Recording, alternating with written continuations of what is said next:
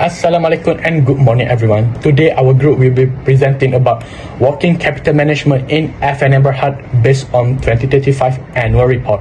So before we go into the analysis, I will first explain briefly what working capital actually means. So basically, working capital refers to the money and short-term asset used for daily business operation. It includes things like cash, inventory, and account receivable. So cash is used for daily business activity. Meanwhile, inventory refers to the product or material kept for production and sales. While account receivable are payment that customers still owe to the company after credit sales. So next is net working capital or NWC, which means the balance remaining after current liabilities are deducted from current assets. So the formula of net working capital is NWC equals current asset minus current liabilities. So if a company has a higher current asset than current liabilities, it usually means the company is financially healthy in the short term. So working capital management is important because it helps companies manage their cash flow properly, avoid operational problems, and make sure daily activities run smoothly. So among the main objectives are to maintain liquidity, support smooth operation, and at the same time maximize profitability. So next, this slide shows the statement of financial position of FIN Berhad for year 2035. So FIN is one of the major food and beverage companies in Malaysia, especially in dairy products and beverage. So from this financial statement, we can see the company's overall financial position, including assets, liabilities, and equity. So for year 2035, total asset increased from around 5.47 billion to 5.61 billion. At the same time, the company's equity also increased, which shows that FIN still has strong financial position. So all the figures from this statement will be used later in our ratio analysis and working capital evaluation. So for 2.1, now I will explain how FIN categorize its asset and liabilities. So first, under current asset, FIN classifies cash, trade receivables, and inventories as permanent current asset. So these are considered permanent because the companies always need them to keep operation running. So for example, FIN must always keep inventory available to meet customer demand and continue production smoothly. Meanwhile, derivative financial asset and asset held for sale are categorized as temporary current asset because this asset only exists under certain situation and can fluctuate over time. So next, non-current assets. Items like property, plants, and equipment are categorized as fixed asset because they are used for long-term business operation.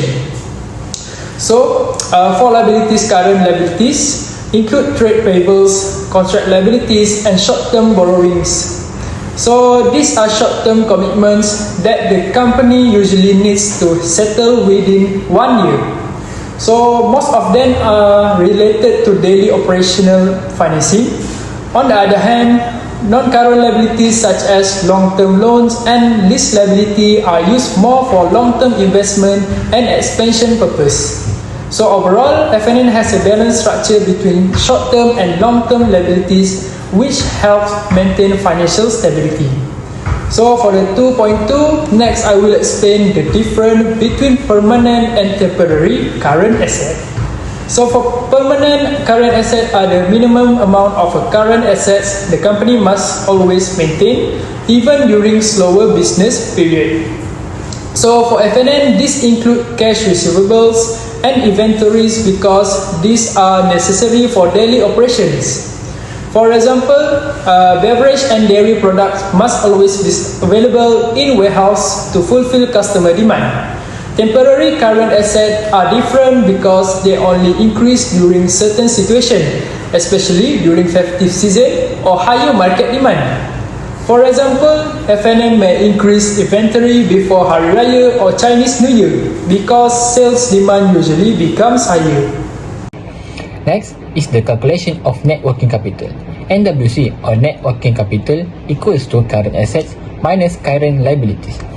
For 2025, FIN recorded total current asset of 1.63 billion of current liabilities of 1.17 billion. After deducting both amount, the net working capital is about 1.19 billion. Compared to 2024, the net working capital actually decreased from 1.62 billion. But even though it decreased, the amount is still very strong and shows that FNN still have enough liquidity to support daily operation. Next are the liquidity ratios. The current ratio for year 2025 is 2.01 times. Current ratio equal to current asset divided by current liabilities. This means FNN has around RM2 ringgit of current asset for every RM1 ringgit of current liabilities, which is still considered healthy. The quick ratio also decreased from 1.79 times to 1.38 times. Quick ratio equal to current asset minus quick inventory and divided by the current liabilities. Even without depending too much on inventory, the company still has strong short-term liquidity. Next are the activity ratio. Inventory turnover slightly decreased from 4.83 times to 4.76 times. This means inventory movement becomes slightly slower, but overall inventory management still efficient. Average collection period increased to 41.3 days, meaning customers are taking slightly longer to make payment compared to the last year. Fixed asset turnover also decreased because FNN invested more in property, plant and equipment during 2025. However, current asset turnover improved from 1.92 times to 2.20 times, which shows the company is using the current asset more efficiently.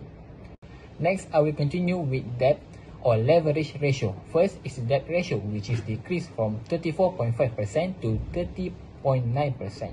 This means FNN reduced its dependence on debt financing during 2025. In simple terms, a larger portion of the company asset is now financed using its own funds instead of borrowings. Next is the debt to equity ratio, which decreased from 0.53 times to 0.45 times. This shows FNN's financial structure is becoming safer because the company relies less on external debt.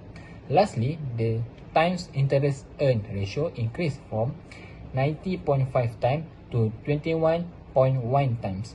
This is very positive sign because it shows the company is generating enough operating profit to comfortably cover its interest expenses. Next are the profitability ratio. First, gross profit margin increased slightly from 31.5% to 31.9%. This shows FNN is still maintaining strong profitability from its core business operation. Next, operating profit margin improved from 30.5% to 40.06%. This indicates the company became more efficient in controlling its operating costs. Next, profit margin decreased slightly from 10.4% to 9.9%. However, the decrease is still considered manageable and does not indicate major operation problem. Next, return on equity or ROE decreased from 15.2% to 30.2%.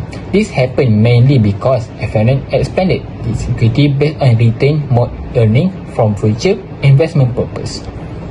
Return on asset also decreased slightly from 9.9% to 9.17% due to increased investment in asset and equipment. Lastly, return on capital employed improved from 60.3% to 60.8%. This shows FNN is still using its long-term capital efficiently to generate return. Next, I will explain the financing source used by FNN.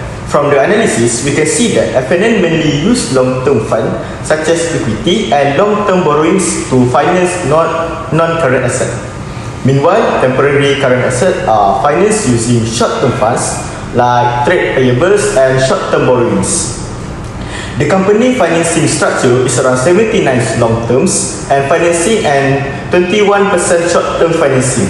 This clearly shows that FNN prefer to several financing strategy because they rely more on long-term funding. Now, I'm going to focus on identification and justification of working capital approach adopted by FAN, an investment policy used by the company. First, working capital approach. Based on our analysis, FAN adopts a conservative working capital approach. Although the company is gradually moving closer toward a hedging or matching approach. Under the conservative approach, long-term funds are used to finance fixed assets, permanent current assets, and even part of temporary current assets. This approach usually gives lower risk but also lower return because the company keeps higher liquidity and financial stability. There are several reasons why we classify FAN as conservative. First, FAN recorded a large positive net working capital. In financial year 2025, the company net working capital was around 1.19 billion, while 2024 it was 1.62 billion. A positive and large net working capital shows the current assets are much higher than current liability. The company also achieved current ratio of 2.01 times in 2025. This means FAN has more than enough short-term assets to pay its short-term obligation, which reflects strong liquidity and lower financial risk. Second, long-term financing exceeds fixed asset. FAN's equity and non-current liabilities together were about 4.44 billion, while non-current assets were only around 3.26 billion. This means there is an excess of long-term funding of approximately 1.19 billion that can support current assets. This is key characteristic of conservative financing strategy because long-term sources are also financing part of working capital.